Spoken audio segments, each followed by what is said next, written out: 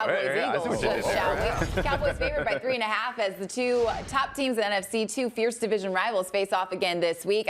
Last week, Eagles snapped their league-high 5-game win streak by smacking by the 49ers. Yikes, yikes, yikes. But I do think that Pollard is going to have a big game here for the Cowboys. The Cowboys on a 4-game win streak were able to pull out that win over the Seattle Seahawks. And Pollard over 58.5 rush yards is my play here. I know that the 49ers were able to run all over the Eagles last week, and he rushed for at least 61 yards in his last 3 games. He's starting to look so much healthier than he did at the beginning of the season, so I expect him to have a really big game. Brad, what's your play in this matchup? Well, hopefully Jay's going to be a juggernaut on the box tour yet again. Give me Jake Ferguson. I'm going to take the over on receptions, and you see the line there at BetMGM. Entirely cashable in my opinion, because Philadelphia, they've got a 4.9 receptions per game. 6 guys have gone over this total at the tight end position. And they're, the struggles are very real and apparent. Number 25 at pass EPA defense, and Ferguson went off in the first matchup. 10 targets, 7 grabs, over 90 yards, and had a touchdown.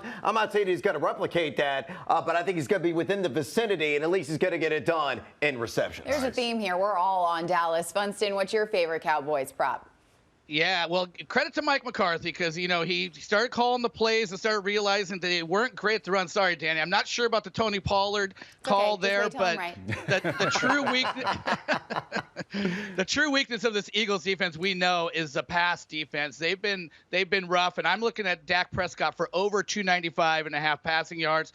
This is something the Philly defense has allowed in 4 of the last 5 games. Dak Prescott was a part of that in Week 9. He went for 374 yards against them. And you look at Prescott, he's been over in the last 2, over in 5 of the last 6. I just think they're going to keep it rolling, keep Dak throwing. And you know what? Maybe they'll loosen up the running game for Tony Pollard a little bit as well.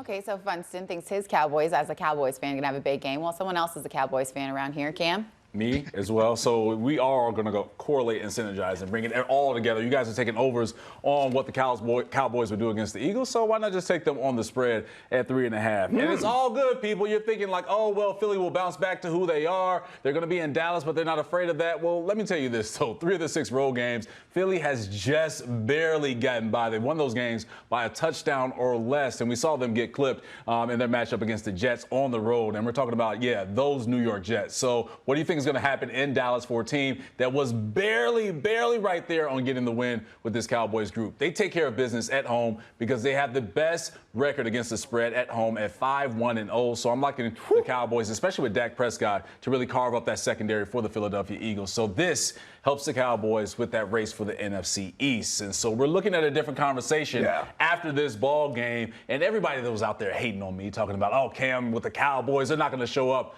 This game will prove to you that the Cowboys are for real. Just got to prove it also in the playoffs.